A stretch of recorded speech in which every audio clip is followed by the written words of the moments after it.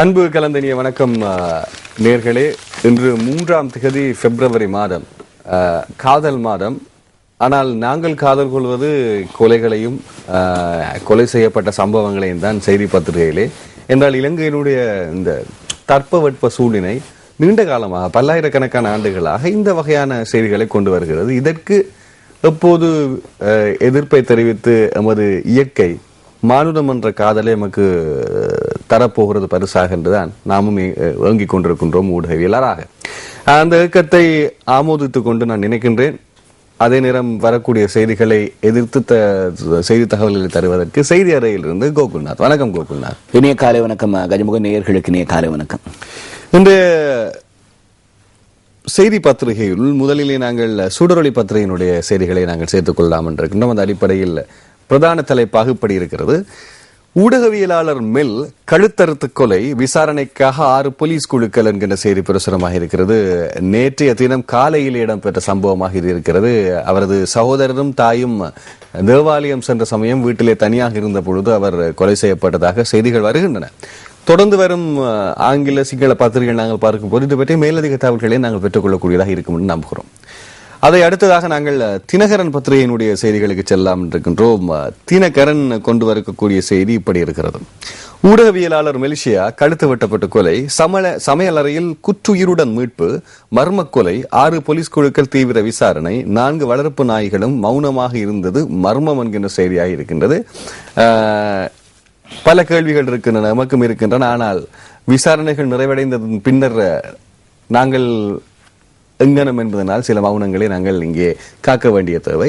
அடுத்து வீரகேசரி பத்திரிகையுடைய பிரதான தலைப்பு: அமெரிக்காவின் தீர்மானம் நல்லிணக்கத்தை பாதிக்கும், நிஷாவின் விமர்சனம் குறித்து வெளிவிவகார அமைச்சு விசனம், வழிபாட்டு தலங்கள் மீதான தாக்குதல் குறித்த விமர்சனம் அரசியல் உள்நோக்கம் கொண்டதாகவே அமைந்துள்ளது என்கின்ற செய்தி பிரசுரமாக இருக்கிறது.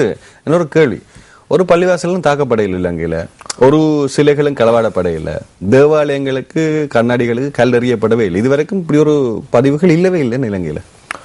இப்பொழுது அமெரிக்காவினுடைய மத்திய மற்றும் தெற்கு ஆசிய விவகாரங்களுக்கான விசேட பிரதிநிதி நிஷா தேசாய் பிஸ்வால் இலங்கைக்கு விஜயம் செய்திருந்தார். வடக்கு கிழக்குக்கெல்லாம் விஜயம் செய்திருந்தார்.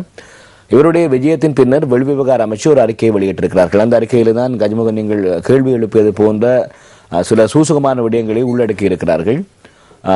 கடந்த காலத்திலே எங்களுடைய நாட்டிலே வணக்க ஸ்தலங்களுக்கு பல்வேறு விதமான அச்சுறுத்தல்கள் நிலவியதை மக்கள் எல்லோரும் அறிவார்கள். அது எல்லோருக்குமே தெரியும். ஊடகங்களிலும் அது தொடர்பான பதிவுகள் இருக்கிறது. இந்த நிலையிலே வெளிவிவகார அமைச்சு இப்படியான ஒரு விடயத்தை வெளியிட்டிருக்கிறது என்று சொன்னால், வெளிவிவகார அமைச்சு அப்படியான விடயத்தை வெளியிட்டமை எப்படியான ஒரு ராஜதந்திர ரீதியான ஒரு இழுபறை நிலையை ஜெனீவாவிலே தோற்றுவிக்குமா என்கிற ஒரு கேள்வி இருக்கிறது. அதே நேரம் அப்ப மக்கள் நிலை என்ன? ஏற்றே கொள்ளவில்லை, இப்படி நடக்கவே இல்லை என்கின்ற ஒரு அர்த்தத்தை இப்ப ஒரு வெளிவிவகார அமைச்சு புதுப்பிக்கிறதாக இருந்தால், அப்படின்னா உண்மையிலே இலங்கையில் இருக்கக்கூடிய மக்களினுடைய சுதந்திரமான நிலைகளுக்கான சந்தேகம் அணிந்து கொண்டுதான் இருக்கு. அதாவது வெளிவிவகார அமைச்சு கூறுகிற கருத்தை எடுத்து பார்க்கின்ற பொழுது கஜமுகன் அதனை நியாயப்படுத்துவதாக இருந்தால் இப்படித்தான் நியாயப்படுத்த வேண்டும். அவர்களுடைய பக்கத்திலே, அதாவது வெளிப்புற சூழலிலே தாக்குதல் நடத்தி இருக்கிறார்கள். ஆனால் எந்த ஒரு சமயங்களுடைய எந்த ஒரு மதங்களினுடைய ஆத்மாவினை, அந்த ஆத்மார்த்தமான அந்த ஒரு விடயத்தில் மீது அவர்கள் எதுவுமே செய்யவில்லை. அது ஒண்ணுமே செய்யறதில்லை. சகல கற்புலனாகின்ற பொருட்கள், கட்டுமானங்கள் எல்லாவற்றையும் உடைத்தாலும் கூட அந்த ஆன்மா ஒருபோதும் அழிய போவது இல்லை தானே. ஆகவே அந்த இடத்திலே நாங்கள் அதனை பாதுகாத்திருக்கிறோம் என்று சொல்வது போன்று இருக்கிறது. அருமையாக சொன்னீர்கள். இதே போன்று ஏனைய செய்திகளை பார்க்கலாம். தினக்குரல் பத்திரிகையினுடைய பிரதான தலைப்பு: அமெரிக்காவின் நடவடிக்கையால் நல்லிணக்கத்திற்கு ஆபத்து வரும், வாஷிங்டன் மீது கொழும்பு கடும் சீற்றம் என்கிற செய்தியாக இருக்கிறது. அந்த சீற்றத்தினுடைய பின்விளைவுகள் என்ன என்பது நாங்கள் மார்ச் தான் பொறுத்திருந்து பார்க்கலாம். அடுத்து யாழ் தினக்குரல் பத்திரிகையினுடைய பிரதான தலைப்பு: அமெரிக்காவின் நடவடிக்கையால் நல்லிணக்கத்திற்கு ஆபத்து வரும், வாஷிங்டன் மீது கொழும்பு சீற்றம். அதே செய்தி பிரசுரமாக இருக்கிறது. தொடர்ந்து உதயன் பத்திரிகையினுடைய பிரதான தலைப்பு இப்படி இருக்கிறது: விபசாரத்துள் தள்ளப்படுகின்றனர் நாதியற்ற வடக்கு இளம்பெண்கள், முதலமைச்சர் கவலை, தமிழ் தலைவர்களை கொன்றமை மன்னிக்க முடியாத குற்றம் எனவும் நேற்று சீற்றம், தமிழ் தலைவர்கள் கொல்லப்பட்டதனால் தான் ஒதுங்கி வாழ்ந்த என்னை போன்றவர்கள் அரசியலுக்குள் வர வேண்டி ஏற்பட்டது என்கின்ற உண்மையை வெளிப்படுத்தி இருக்கின்றார் சி விக்னேஸ்வரன் அவர்கள். விபசாரம் என்பது வடக்கு புலம் அதிகம் காணாத ஒரு விடயம். ஆனால் யுத்தத்தின் பின்னர் அது செல்லுகின்றது. காரணம், பொருளாதாரமும் பெரிய பாதிப்பை செலுத்துகின்றது. இரண்டாவது, அவர்கள் எவ்வகையான பாதுகாப்பு பின்புலத்துள் இருக்கிறார்கள் என்ற கேள்வியையும் அது கேட்டிருக்கின்றது. வடமாகாண முதலமைச்சர் நேற்றைய தினம் இடம்பெற்ற ஒரு நிகழ்வொன்றின் பொழுது உரையாற்றிய கருத்துக்களை தான் இந்த செய்தியிலே தொகுத்திருக்கிறார்கள். அதிலே பல்வேறு விடயங்களை அவர் குறிப்பிட்டிருந்தார். குறிப்பாக வடமாகாணம் எப்பொழுதுமே இன்சான் உடம்புக்கு சென்று சிறந்திரும் என்பார்கள். அதுபோன்று நாட்டினுடைய மூளை பகுதியாக வடமாகாணம் திகழ்ந்திருக்கிறது. அங்கே எத்தனையோ கல்விமான்கள் உருவாகி இருக்கிறார்கள். ஆகவே அந்த கல்விமான்கள் உருவாகாமல் இளைஞர்களை வேறு ஒரு திசைக்கு திருப்புகின்ற நோக்கிலே பல்வேறு நடவடிக்கைகள் வடமாகாணத்திலே முன்னெடுக்கப்படுகிறது. இதனை மாணவ பருவத்திலே இருக்கக்கூடிய இளைஞர்கள் அதனை உய்த்து அறிந்து அப்படியான மாயவலைகளிலே சிக்காமல் அவர்கள் இருக்க வேண்டும் என்கிற ஒரு செய்தியை சொல்லியிருக்கிறார். அதோடு ஆன்மீகம் என்பதற்கு ஒரு புது விளக்கத்தை அவர் அளித்திருக்கிறார். ஆன்மீகம் என்பது ஆலயங்களிலே சென்று ஆண்டவனை வணங்குவது மாத்திரமல்ல, உன்மீது உனக்கு நம்பிக்கை இருந்தால் அதுவும் ஆன்மீகம். சிலர் இருக்கிறார்களாம், நிறைய பாவங்களை செய்துவிட்டு ஆலயத்தினுடைய புனருத்தாரண நடவடிக்கைகளுக்காக பணம் கொடுப்பார்களாம், நிதிகளை கொடுப்பார்களாம். அப்படி நிதியை கொடுக்கிறவர்கள் அவர்கள் புனருத்தாரணத்துக்காக நிதி கொடுத்தார்கள் என்கிற புண்ணியத்தை அனுபவிப்பார்கள். ஆனால் முன்னைய பாவங்கள் அவர்களில் இருந்து நீங்காது. ஆகவே உங்கள் மீது நீங்கள் நம்பிக்கை வையுங்கள். உங்கள் மீது நம்பிக்கை இருக்கின்ற ஒவ்வொருவரும் ஒரு ஆன்மீகவாதி என்கிற ஒரு வித்தியாசமான ஒரு விடயத்தை கூறி இளைஞர்களை உற்சாகப்படுத்தி அவர்களை நல் வழிப்படுத்துவது போன்ற ஒரு விடயத்தை கூறியிருக்கிறார். அப்படியே சுவாமி விவேகானந்தருடைய பிரதிபலி போன்று விவேகானந்தரையும் அவர் அந்த இடத்திலே குறிப்பிட்டிருக்கிறார். இன்னும் ஒரு விடயத்தை கூறியிருக்கிறார். சில வேளைகளிலே நீங்கள் இதனை நான் கூறுகிறேன் என்கிற காரணத்திற்காக என்னை தூத்த முடியும் என்று கூறியிருக்கிறார். என்னை போன்ற சாதுவானவர்களை அரசியலில் உள்ளீர்த்து கொண்டதற்கான காரணம் என்னவென்றால், இதற்கு முன்னர் இருந்த சிறந்த அரசியல் தலைவர்கள் கொலை செய்யப்பட்டமையே என்று கூறியிருக்கிறார். ஒரு துணிகரமாக உண்மையை கூறக்கூடிய கருத்தாக இருக்கின்றது. உதயன் பத்திரிகையினுடைய பிரதான தலைப்பாக இருக்கின்றது. உதயன் பத்திரிகை முதலமைச்சர் சி விக்னேஸ்வரனுக்கு பிரதான தலைப்பை கொடுத்திருக்கின்றது. இது ஒரு யோசிக்க வேண்டிய ஒரு விடயம். அடுத்த செய்திகளுக்கு நாங்கள் செல்வோம்.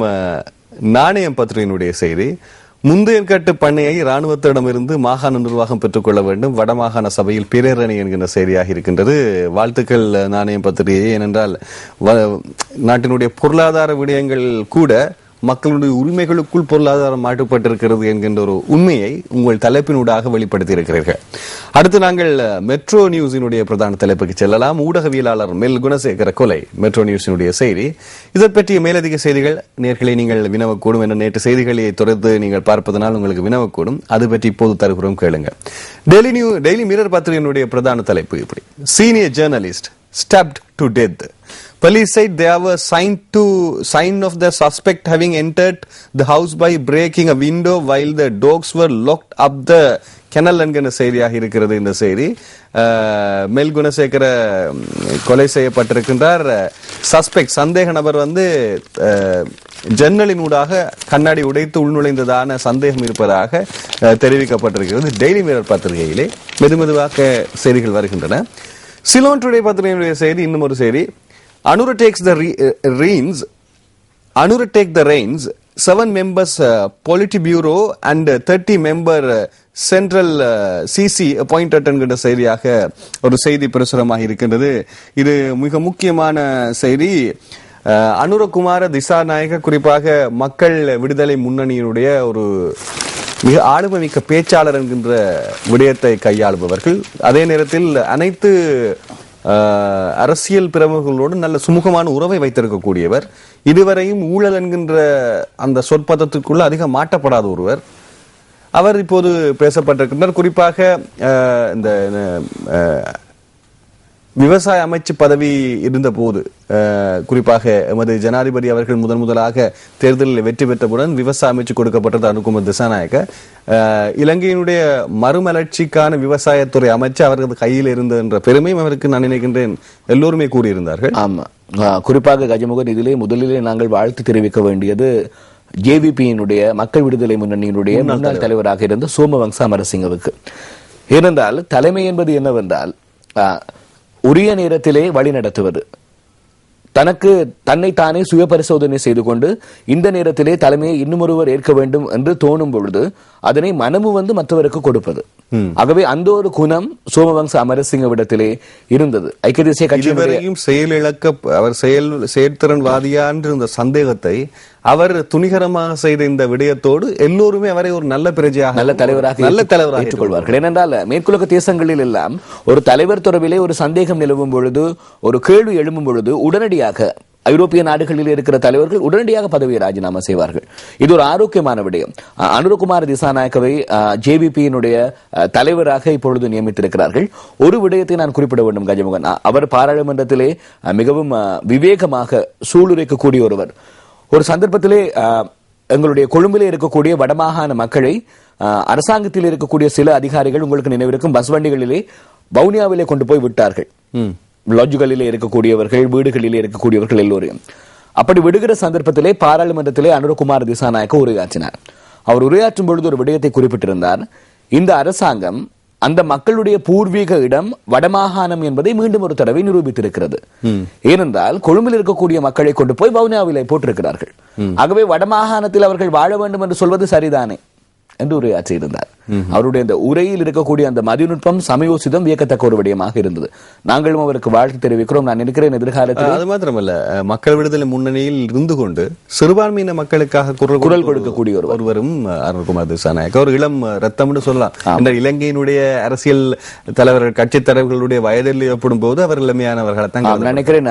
இனிமேல் மக்கள் விடுதலை முன்னணியினுடைய அரசியல் பிரவாகத்திலே ஒரு புதிய சமூக பிரஜையை அனுரகுமார் திசாநாயக்க உருவாக்குவார் என்று எதிர்பார்க்கலாம். காலம் அதற்கு பதில் சொல்லும். அடுத்து டெய்லி நியூஸ் பத்திரிகையுடைய செய்தி, லேக் ஹவுஸ் பத்திரிகை, அரசு பத்திரிகை கொண்டு வரக்கூடிய செய்தி. Sri Lanka GL respond to Biswal. ஜிஎல் பீரிஸ் அவர்கள் பிஸ்வாலுக்கு பதில் உரைத்திருக்கின்றார்கள். Religious intolerances cooked up story. Sri Lanka already demonstrated economic resiliences. Sri Lanka does not wish to be dictated to by international community. என்ன சமயங்களுக்கு இடையூறா என்பது யாரோ சமைத்த உணவு போன்று உங்களுக்கு இல்லாத ஒன்றை புணர்த்தி சொல்லி இருக்கிறார்கள். இது ஒரு சமைத்த செய்தி. என்ன சமயங்களுக்கு இடையூறா? இது ஒரு சமைத்த செய்தி. இப்படி நடக்கவே இல்லை என்று சந்தேகத்தோடு இப்படி சொல்றீங்களே என்று கேட்டிருக்கிறார் நமது வெளிவிவகார அமைச்சர். மக்கள் இதை நன்றாக அவதானித்திருப்பார்கள். நாங்கள் தெரிவிக்கலாம், மக்கள் இதை தீர்மானிக்க வேண்டிய. அதே நேரம் ஸ்ரீலங்கா ஆல்ரெடி டெமான்ஸ்ட்ரேட்டட் எக்கனாமிக் ரெசிலன்சஸ், அதாவது பொருளியல் ஸ்திரத்தன்மை, பொருளாதார ஸ்திரத்தன்மையை நோக்கி இலங்கை இது ஏற்கனவே காலடி எடுத்து வைத்து விட்டது. Sri Lanka does not wish to be dictated by international community. இது ஆதரிக்கக்கூடிய ஒரு செய்தி. ஒரு நாடு தனித்துவமாக தான் இருக்க வேண்டும். சர்வதேசத்தினுடைய அழுத்தத்திற்குள் அடிபணிய முடியாது என்று சொல்லியிருக்கின்றார். அது நாங்கள் ஏற்றுக்கொள்கிறோம். ஆனால் ஏனைய செய்திகளையும் வந்து மக்கள் ஓரளவு விளங்கிக் கொள்ள வேண்டும் என்று நம்புகிறோம். தி ஐலண்ட் பத்திரிகையினுடைய செய்தி, அவர்கள் கூறிவிட்டார்கள். அதாவது இந்த செய்தி நிச்சயப்படுத்தப்பட்டதா என்கின்ற கேள்வி இன்னும் இருக்கிறது. இன்னும் விசாரணைகள் 6 குழுக்களாக நடந்து பெற்றுக் கொண்டிருக்கிறது. விசாரணையுடைய முதலாவது எடுத்த அடி ஐலண்ட் பத்திரிகையிலே வந்திருக்கிறது. Paint boss confesses to killing journalist. He broke into house thinking no one was at home. She was killed as she recognized the suspect. Victim's BlackBerry phone recovered from killer என்கிற செய்தியாக இருக்கின்றது. கஜமுகன், இதிலே இந்த செய்தியை பற்றி குறிப்பிடுவதற்கு முன்னர் ஒரு சிறிய ஒரு செய்தியை நான் உங்களுக்கு கூற விரும்புகிறேன். அண்மை காலமாக இணையதளங்களிலே வெளிவந்த ஒரு செய்தி, பட்டி தொட்டி எங்கும் பேசப்பட்ட ஒரு செய்தி. சிரியாவிலே ஒரு 3 வயது குழந்தை அங்கே நடைபெறுகின்ற, அங்கே அரச படையினருக்கும் கிளர்ச்சியாளர்களுக்கும் இடையிலே தாக்குதல் நடைபெற்றுக் கொண்டிருக்கிறது. அதிலே காயமடைந்த, மிகவும் அபாயகரமான முறையிலே காயமடைந்த ஒரு சிறுவன் உயிரிழப்பதற்கு முன்னர் இங்கே நடக்கின்ற எல்லாவற்றையும் நான் கடவுளிடம் சென்று சொல்லிவிடுவேன் என்கிற ஒரு வசனத்தை கூறிவிட்டு உயிரை நீத்தானாம் என்கிற ஒரு மிகவுமே மனதிற்கு ஒரு பாரப்படுத்தக்கூடிய ஒரு செய்தி. அதன் பின்னர் அமெரிக்க ராஜாங்க திணைக்களம், அதே நேரத்தில் பென்டகன் பாதுகாப்பு திணைக்களத்துக்கு பல விண்ணப்பங்கள் அமெரிக்க மக்கள் அனுப்பி இருக்கின்றார்கள். தயவு செய்து இதை நீங்கள் நிறுத்திக் கொள்ளுங்கள், அந்த குழந்தைகளை வாழ விடுங்கள் என்று அமெரிக்க மக்கள் செய்த சம்பவத்துக்கு ஒரு உருக்கமான செய்தி கஞ்சமுகன். ஆனால் இந்த செய்தி வெளியாகி சில தினங்களிலேயே இது ஒரு புனையப்பட்ட செய்தி. ஏனென்றால் சிரியா மீது அமெரிக்கா ஆதிக்கம் செலுத்த வேண்டும் என்கிற ஒரு காரணத்திற்காக ஊடகவியலாளர்களோ அல்லது ஒரு சில சாராரோ இப்படியான ஒரு புனையப்பட்ட ஒரு புனைக்கதை போல் இந்த செய்தியை உருவாக்கி இருக்கிறார்கள் என்கிற ஒரு வாதம் இருக்கிறது. ஆகவே இதிலே நான் கூற வருகிற விடயம் என்னவென்றால், ஊடகங்களிலே வருகின்ற அனைத்து விதமான விடயங்களும் உருக்கமாக இருக்கிறது, நெஞ்சை நெகிழ வைக்கிறது, நெஞ்சை வருடுகிறது என்கிறதற்காக அதனுடைய உண்மைத்தன்மையை ஒட்டுமொத்தமாக ஏற்றுக்கொள்ளக்கூடிய ஒரு ஊடக கலாச்சாரம் நிலவுகிறது